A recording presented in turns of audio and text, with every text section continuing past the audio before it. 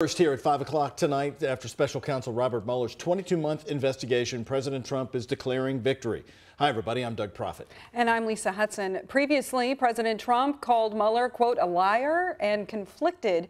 However, today he says he believes Mueller acted honorably in his investigation.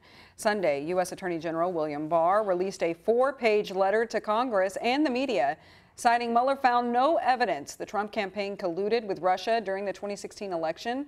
While on allegations of obstruction of justice, Mueller did not have a final call, so Barr drew his own conclusion, saying there is not enough evidence to prove that.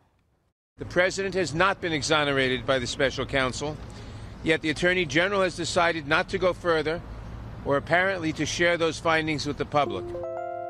Now, Democrats say they are even calling into question Barr's impartiality, noting that before Barr was appointed Attorney General, he wrote a 19-page memo opposing the Russia investigation into collusion, calling it, quote, fatally misconceived. More reaction coming in tonight. As you see, our viewers are voting as we have real-time voting underway. And Kentucky Senator Rand Paul today called this report vindication for President Trump.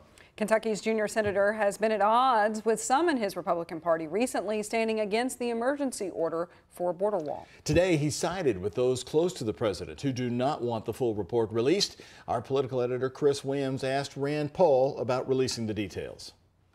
I think it was a colossal waste of money and time, yes. Senator Rand Paul stands by that take, insisting that nothing new was learned by the more than 2-year probe.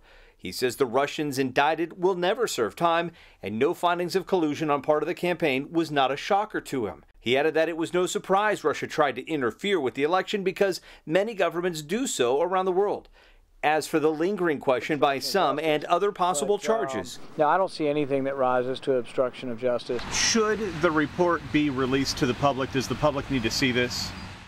I think there's an analogy with a grand jury report. And so if you went before a grand jury and they accused you of an awful crime, and then the grand jury chose not to indict you, would you want all your neighbors and friends to know you'd been wrongfully accused of something terrible, and to have your name on the press saying, John Smith was accused of this by a grand jury, and now you're not going to be prosecuted, but now everybody in the whole town knows you've been accused of something terrible? So if you're not going to indict somebody, I think probably all the evidence probably shouldn't be presented. The conclusions are very important. The conclusions are they've concluded that there was no crime committed by the president or in his campaign.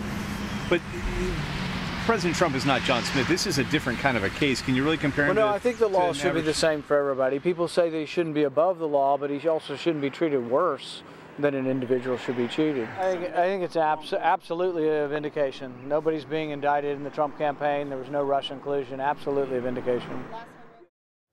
The Bowling Green Republican compared the work of Mueller to that of former FBI Director James Comey's handling of the Hillary Clinton email investigation. Senator Paul said Comey hurt Secretary Clinton's electoral chances. You can see his comment on that aspect of this story right now on my Facebook page and Twitter handle. Chris Williams, WHAS 11 News.